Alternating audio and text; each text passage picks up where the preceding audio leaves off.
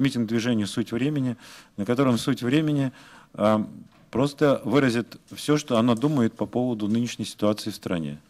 В этом смысле это будет не только антиоранжевый митинг, это будет митинг, на котором мы заявим четко, в чем мы являемся противники всего на свете. Нынешней философии властной, политического курса власти, отдельных аспектов этого курса, как мы видим повестку дня, как мы видим развитие событий в дальнейшем.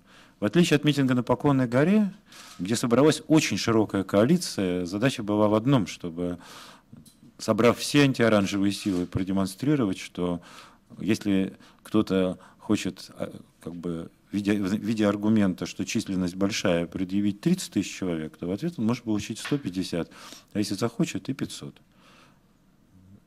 Вот. И поэтому нельзя рулить процессами в России, как бы кладя на стол одну карту под названием «численность митинга». Да, вот столько людей собрать можно было только в широкой коалиции, действительно полностью антиоранжевой, состоящей как из тех, кто является сторонником Владимира Путина, так и из тех, кто является его условным сторонником. Знаете, есть тоже люди, которые говорят, что будет Путин 2.0, так и из тех, кто является противником проводимого курса. Открывая этот митинг на Поклонной горе, я сказал, что я являюсь противником политики Путина, я за СССР 2.0, за красный проект и так далее. Ну, было сделано все возможное, чтобы это было не услышано, как бы старания неумных людей, лояльных к власти, и старания достаточно умных противников власти привели к тому, что многим удалось задурить голову, и что часть людей решила, что там собрались одни лишь поклонники Путина. Это было совершенно не так. И теперь, 23 февраля, все тоже увидят, что это не так.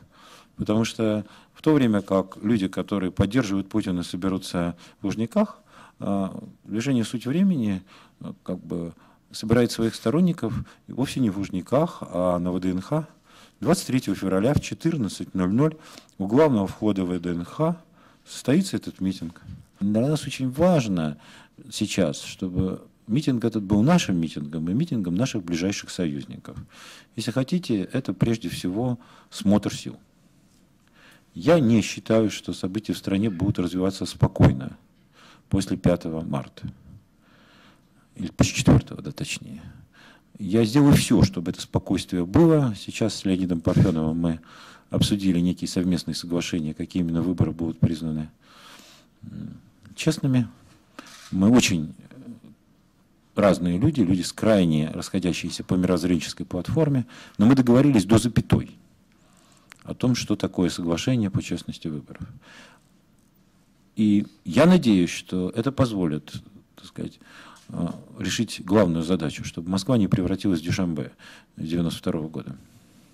Это очень серьезная задача. Потому что мы уже знаем, что есть силы, которые хотят такого превращения. Как бы круглый стол 12 декабря заявил, что никакие выборы не будут признаны легитимными, сколь бы честны они не были. Есть еще ряд экзотических заявлений, которые следует обсуждать отдельно.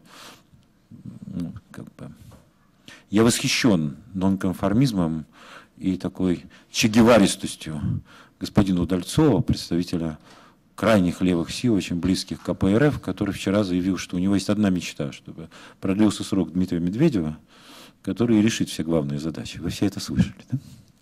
Карты открывают, постепенно открывают карты, и я думаю, что в конце этого, когда карты все будут открыты, многие люди ужаснутся тому, что происходит на самом деле.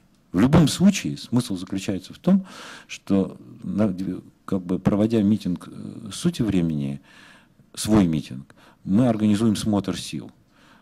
Мы хотим не допустить превращения Москвы в это самое Дюшанбе.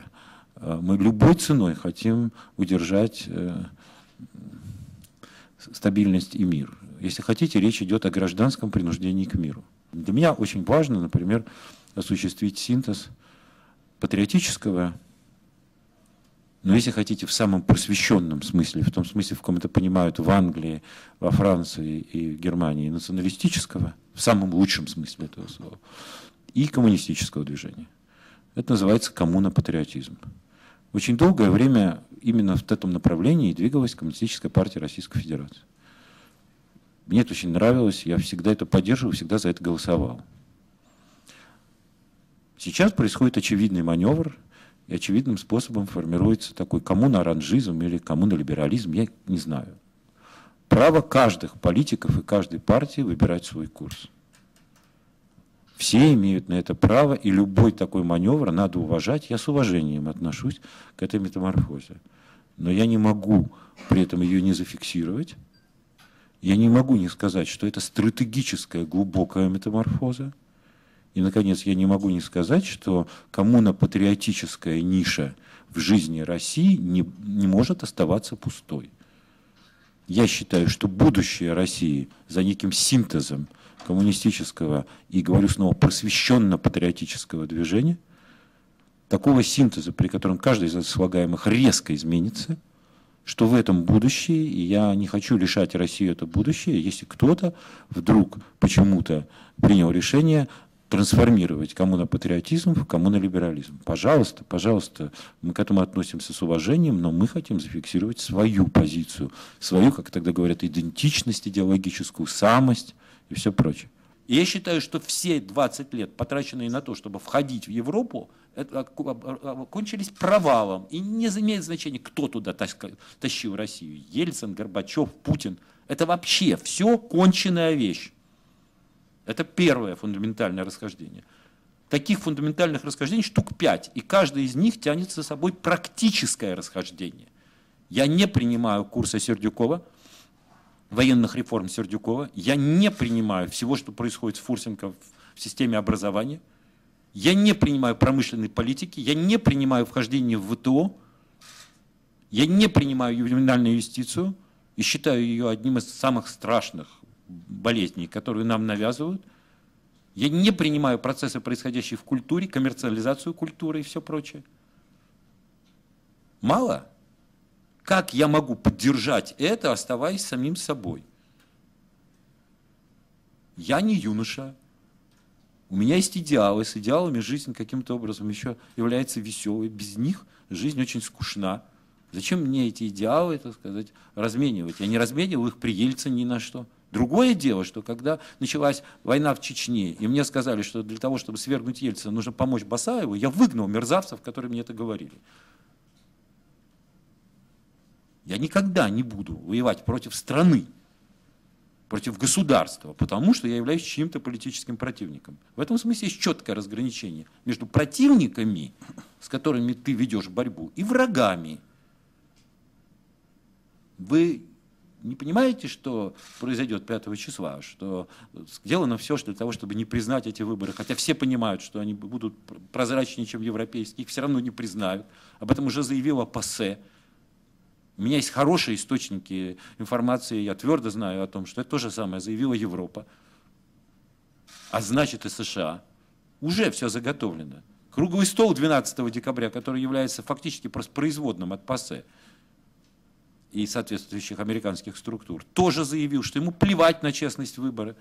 Это все основные лидеры этих самых, прошу прощения, как говорю, митингов, не мятежей, а митингов на Болотной. Это все, кто дурили голову согражданам и говорили, что они только за честные выборы. Они теперь сказали, что им не нужны честные выборы. Хоть услышали это? Они прямо сказали, что никаких выборов, какие бы ни были выборы, мы их все равно не признаем, никакая честность не нужна. Это они так обеспокоились после того, как мы начали диалог с Парфеновым об условиях честности. Тут же было сказано, что это не имеет никакого значения. Они угрожают вывести на улицу минимум 500 тысяч людей, парализовать Москву. Это только начало. В сетях распространяется лозунг: если вы не хотите оранжевую революцию, то вы получите кровавую.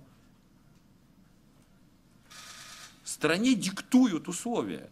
И, наконец, я много раз говорил, что, возможно, в ходе данной деятельности, антиоранжевой и всей прочей, у меня прямо на глазах у вас вырастут рога, копыта и хвост. И я покроюсь шерстью. Maybe. Так бывало в моей истории. Я уже покрывался ей в 91 году, когда мешал им осуществить их замыслы. К сожалению, я тогда не народ выводил на улицу, а надеялся на КПСС. Это моя ошибка, я себе ее простить не могу. Но даже когда у меня вырастут рога, хвост и копыта, все, кто их выращивают, прекрасно будут понимать, что я один из самых осведомленных людей в стране. конкретно осведомлено.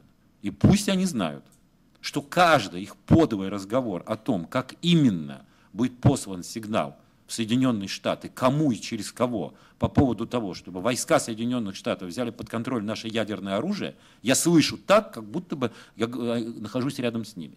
Я все знаю про это. И когда-нибудь, очень скоро, они про это скажут сами. Вот чем кончится лозунг «Честные выборы». При этом никого не интересует, будут ли они честными.